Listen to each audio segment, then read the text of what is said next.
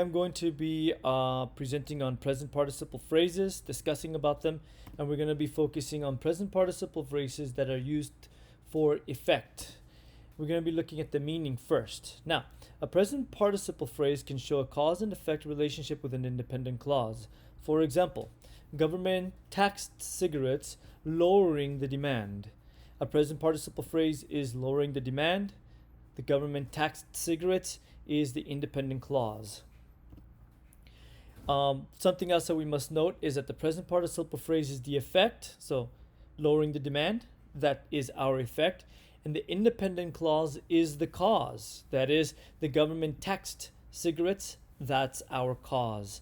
Now, moving on, let's look now at the form of the present participle phrases that are used for effect. Okay, the present participle phrase must or usually comes after the independent clause. For example, here we have the independent clause comes first, the government taxed cigarettes, and the present participle phrase, lowering the demand, that comes second.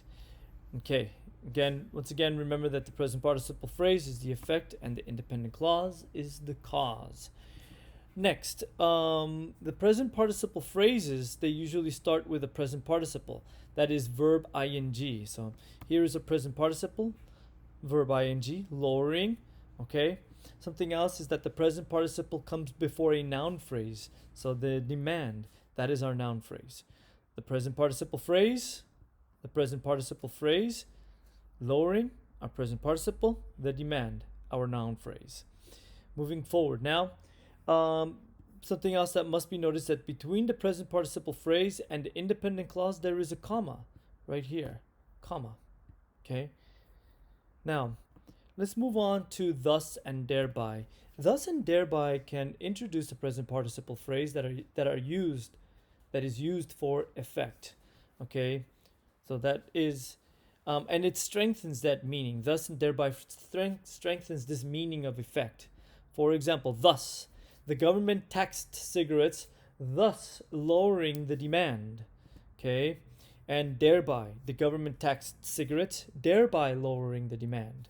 Okay, and we can see here that the independent clause, the government taxed cigarettes, and thus here introducing our present participle phrase, lowering the demand. Furthermore, just the same for thereby, the independent clause, the government taxed cigarettes, and thereby signaling our present participle phrase, lowering the demand. Okay, a quick review now of everything we just learned.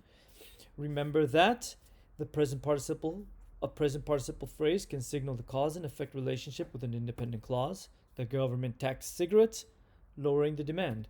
Remember also that the independent clause comes before the present participle phrase. So, independent clause, the government taxed cigarettes, present participle phrase, lowering the demand.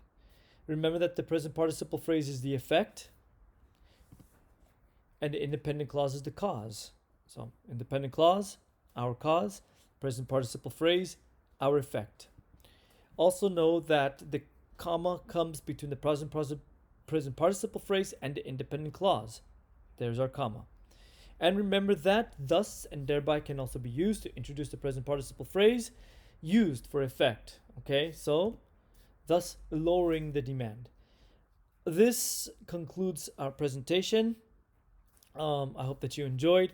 If you have any thoughts, questions, or concerns, please email me, drop me a comment, and I look forward to seeing you in class.